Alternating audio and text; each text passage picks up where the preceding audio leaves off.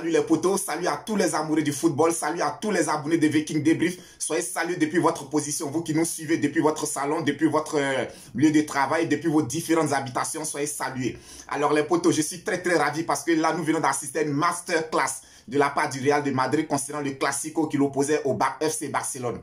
Alors les potos, comme vous le savez, pour plus de détails, on s'est dit juste après le générique.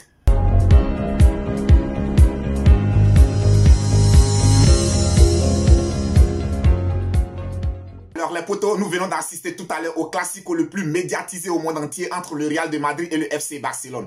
Ben ça, on le sait tous les potos, depuis le début de la saison, le FC Barcelone n'est pas dans sa forme, n'est pas dans une forme olympique. Et raison pour laquelle pas mal de mes abonnés m'ont contacté en semaine pour me dire, ben Viking, c'est même pas la peine de faire un débrief parce que nous savons tous que le Real de Madrid va battre le FC Barcelone. Je leur ai dit non, attention les potos, quelle que soit la forme dans laquelle est chacune des deux équipes, un Classico demeure toujours un Classico.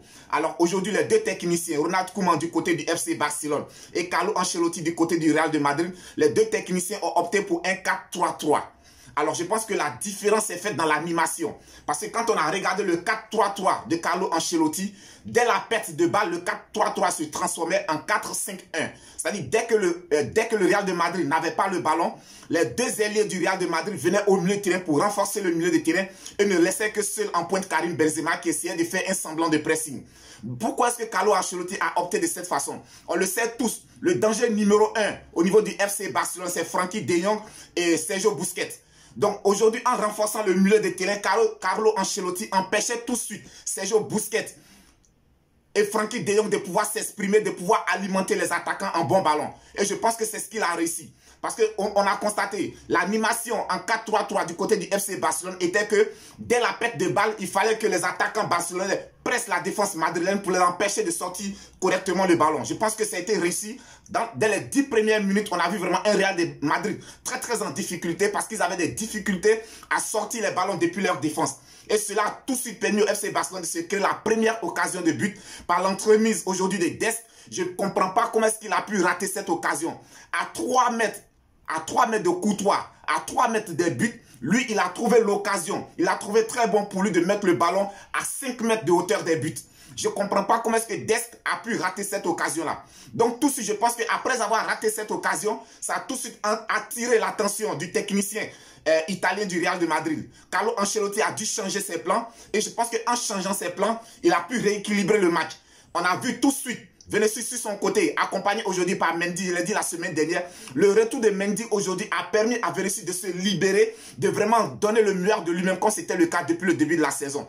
Alors aujourd'hui, Vinicius Junior a fait passer un mauvais après-midi aujourd'hui. Il a fait passer un très mauvais après-midi à Mingueza. Aujourd'hui, il s'est joué de Mingueza comme il le voulait. À chaque fois qu'il décidait de partir de l'avant, il se jouait de Mingueza. Et quand nous regardons le premier but du Real de Madrid, les potos, ça part d'abord de la défense du Real de Madrid. Sur une perte de balle occasionnée par le FC Barcelone. Sur une contre-attaque très bien menée. D'abord à l'origine, on a David Alaba qui prend le ballon, qui le donne, qui le passe à Vinicius Junior. Ensuite, avec un sprint de près de 60 mètres, David Alaba se retrouve dans la surface de réparation du FC Barcelone pour clôturer cette attaque qui a été très bien menée. Alors les potos, ce premier but du Real de Madrid aujourd'hui doit attirer notre attention. Ça doit attirer notre attention sur l'état d'esprit de cette équipe-là. Alors pendant que David Alaba était en train de faire ce pressing, disons cette course de près de 50 mètres, où se trouvaient les milieux de terrain, où se trouvaient les défenseurs du FC Barcelone. Parce que David Alaba part de sa défense. Il part d'abord de sa défense. Il fait une course de près de 60 mètres. Il n'est même pas suivi par un seul Barcelonais jusqu'à ce qu'il se retrouve dans la surface de réparation du FC Barcelone et clôture de la plus belle des manières cette contre-attaque. Donc c'est un but vraiment à enseigner aussi dans les écoles de football parce que c'est une contre-attaque qui a été menée avec sagesse, c'est une contre-attaque qui a été menée avec beaucoup d'efficacité et conclue par beaucoup de lucidité. Quand on a regardé aujourd'hui le match, les potos, ce qui a fait la différence, je dirais que c'est la détermination des joueurs du Real de Madrid. Parce qu'on a vu des joueurs du Real de Madrid qui en voulaient plus, qui avaient plus la haine d'aller chercher cette victoire-là. Au niveau du FC Barcelone, on se contentait, on se croyait dans les beaux jours. Alors dans le 4-3-3 aujourd'hui de Ronald Koeman que je signale, on peut même dire qu'il a joué sans avant-centre. Parce que quand tu regardes le classement de départ, Memphis Depay était appelé à être l'avant-centre. On a tous vu les potos. Messi Depay a passé tout son temps sur le côté droit. Il a passé tout son temps à dézonner sur le côté droit. Et pour finir, c'est Ansu Fati qui s'est transformé aujourd'hui en avant-centre. Alors les potos, raison pour laquelle David Alaba aujourd'hui, ben, il a joué tranquillement. Aucune pression. Donc c'est normal qu'il se retrouve dans la surface adverse pour conclure une action de but parce que derrière, il n'y avait personne pour l'inquiéter. Alors les erreurs de Ronald Koeman, moi je ne peux pas comprendre. Pour un derby de ce genre, pourquoi n'avoir pas titularisé Kun Agüero qui est un joueur d'expérience, qui est un joueur vraiment aguerri pour ce genre de match? Moi je pense que même si Kun Agüero revient de blessure, aujourd'hui il aurait pu débuter ce match. Kun Agüero allait vraiment créer le danger. On l'a vu tout de suite quand il est entré. Lorsqu'il est entré en cours de match, ben dès ses 2 premières balles, il a tout de suite créé le danger dans la surface du Real de Madrid. Donc aujourd'hui, Ronald Koeman continue de persister dans ses mauvais choix, tactiques et dans ses mauvais choix humains. Je dis bravo aujourd'hui à Carlo Ancelotti. Bravo à Carlo Ancelotti. Parce que le système qu'il a mis en place a carrément étouffé le milieu de terrain du FC Barcelone. Il a carrément empêché aujourd'hui les pourvoyeurs en ballon du FC Barcelone de pouvoir s'exprimer. On a vu un Sergio Busquets carrément transparent tout au long de la rencontre. On a vu un Gavi n'a carrément pas existé. Alors Frenkie de Jong même, on n'en parle pas. Je dis une masterclass aujourd'hui à Vinicius Junior. Vraiment, Vinicius Junior, c'est carrément une réincarnation cette saison. Vinicius Junior, aujourd'hui, à le voir jouer, on n'a pas l'impression que c'est le même Vinicius Junior qui est au Real de Madrid il y a 3-4 ans de cela.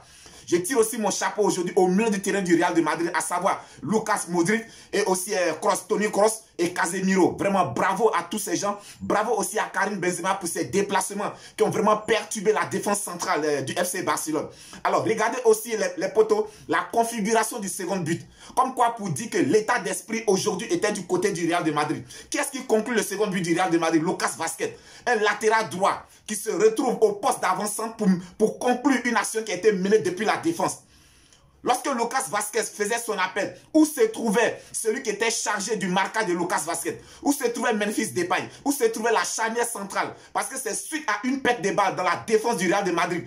Un ballon qui a été perdu par la défense du Real de Madrid. C'est ce qui a permis au Real de Madrid d'engranger une contre-attaque. Mais Lucas Vazquez, tout comme David Alaba en première mi-temps, il fait une course de près de 50 mètres. Une course de près de 50 mètres pour se retrouver à la conclusion de cette action.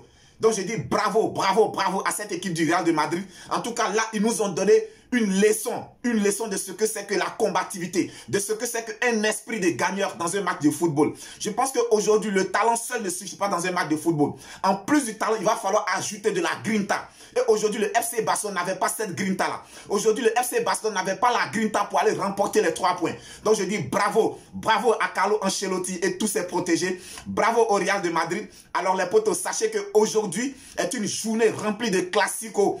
Tout à l'heure, nous allons assister au Classico d'Angleterre entre Manchester United et Liverpool. Et sur le coup de 20h45, nous allons également assister au Classico du côté de la France entre Marseille et le Paris Saint-Germain.